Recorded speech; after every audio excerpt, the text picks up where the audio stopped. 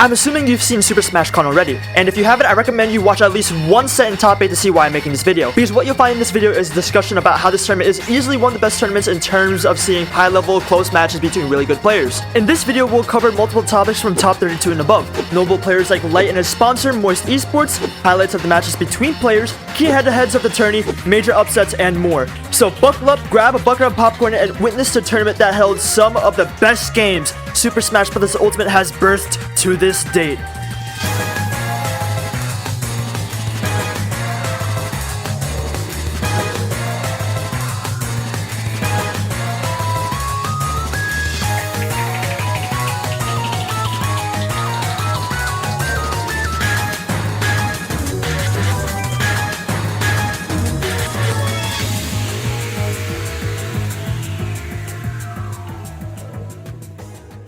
So I'm going to give a little introduction to Super Smash Con, and I promise if you know the tournament already, I still advise you not to skip this part. So with a prize pool of $7,690 for Ultimate, the event ran from October 15th to October 17th, 2021. This tournament is considered to be a major according to Wikipedia. Notable entrants which will be listed by seed are as follows: Esam, Spargo, DeBuzz, Meister, Mars, Light, Cola, Elegant, Cosmos, Wadi, Aaron, and Riddles, just to name a few. Now, going over the list of notable names that I've mentioned in the tournament, you might have noticed that there's two key figures that are missing. And that, of course, is number 1 and number 2, MK, Leo, and Tweak. With those two being out of the tournament, a double-edged sword for the spectators are created. Of course, for the spectators, it's kind of sad seeing MK, Leo, and Tweak at the same time not being at a tournament. Sure, it happens, but it's rare. As for the players, they also don't get to face up against number 1 and number 2, which would be pretty good practice, although some of them are probably happy that they can get higher seeding. However, this creates a possibility for new head-to-heads to come up that we previously probably wouldn't see if MK, Leo, and Tweak were attending the tournament. So, you know the prize pool, the attendees, and the importance of Leo and Tweak not being at the tournament. But let's get into the actual games, and we have some goddamn good games to cover. For now, I'll cover the notable games from top 48 and above.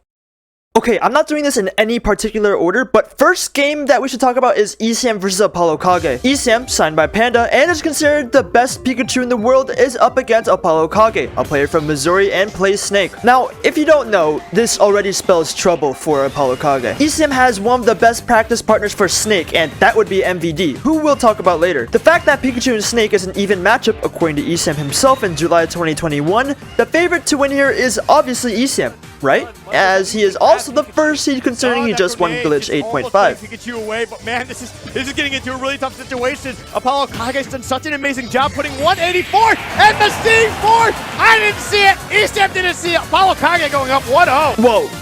Okay. I mean, I didn't expect that, and neither did others if I'm being honest. With Esam being famous to knowing the Snake matchup, Apollo Kage is definitely making some incredible moves. However, don't count out Esam. He's a top player and the best Pikachu for a goddamn reason. Oh, right now, good stuff though. Esam's got to be a little scared. Up throw, that should be it. Not yet, living. Wow. Snake's the big boy. See Apollo Kage taking her time in the blast zone here. Gets the parry. Is the up throw going to be enough here? It is.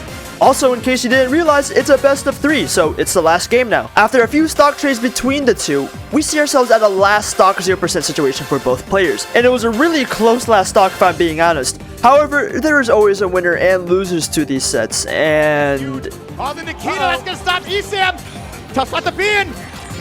Oh, that's C4. That was a little too close for comfort. The forward tilt. Whoa! Yeah, MVD was right. MVD was right. That move does suck, but the up tilt will find a way to take the victory for Apollo Kage.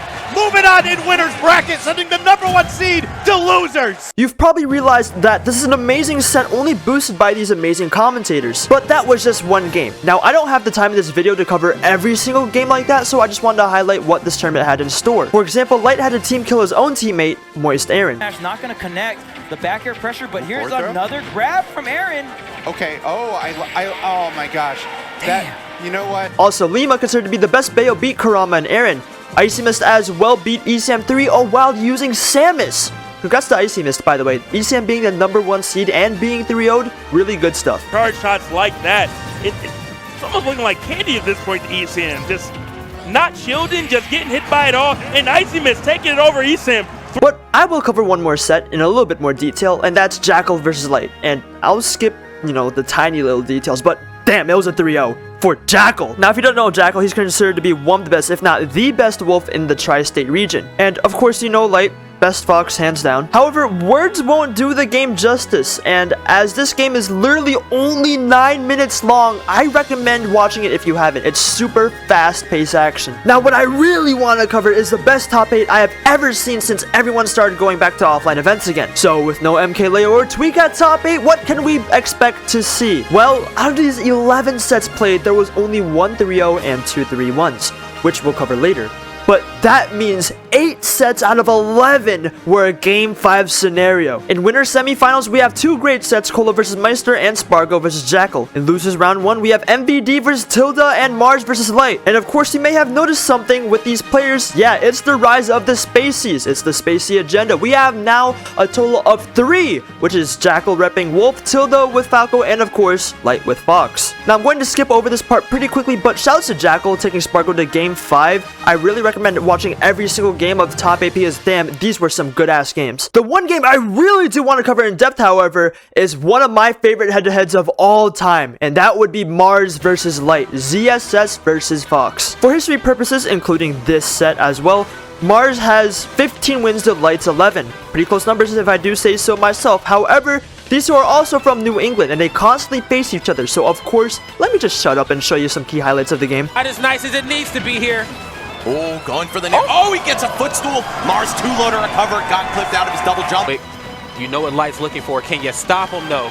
Uh-oh, does find the grab, goes for the back throw, and the side special is going to be enough to do it? No! Absolutely not. I'm still here.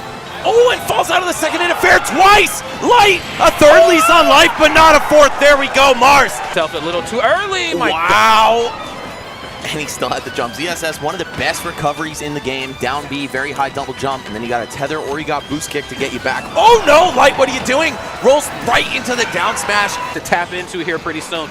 Again, those movement options ZSS possesses, you know what I'm saying? It's not just for putting on pressure, you can also alleviate. Same could be said for Light though, just the empty jumps in place. You gotta be sweating here. You gotta be sweating. Set for Lights though. Okay, back up, give me some space to work with, said Mars. Back up. Cheating death right there, barely avoids the hitbox of Mars down smash. Oh, but he's not gonna avoid that. Side B kills him off the side. Game 5 between these two. Yeah, do not roll in, yes. Do not panic and do anything. Both sides, of course, very well aware of the options at hand. They're going to have to bring something a little different to the table. Namely, Light, of course, has to put some percent on that. Oh my goodness, no more percent needed. The Smash is going to do it. There's the pop-off. If you don't like watching Light versus Mars, then Smash just really isn't for you. Now imagine that close, high-level caliber game in every single game of top 8. Well, nearly every single game of top 8, I should say. Now with Kula losing to Meister in winners, he is now bound to face Light, ending up in another moist team kill. Now I could show you the games, but I've already done enough highlights. But instead, I want to talk about how unfortunate it is for Moist to lose another member here when they haven't gotten a major win yet. As you can imagine, it was another Game 5, and Light was able to triumphantly win against Cola. After Sparko sent Meister to losers finals, where Light had to beat MVD to get there, this is as close as over for Moist Esports and Light for this tournament. At least that's what everyone thought. Light, the person who uses Fox, everyone knows that really struggles against Game & Watch. Nonetheless, Meister's Game & Watch. Their set counts are 3-1 before Super Smash Con. However, Light played out of his goddamn mind. He played patiently and did not play very fast like he usually does. It ended in a very close Game 5, and everyone and their mothers had the same idea about how the rest of this tournament is going to go.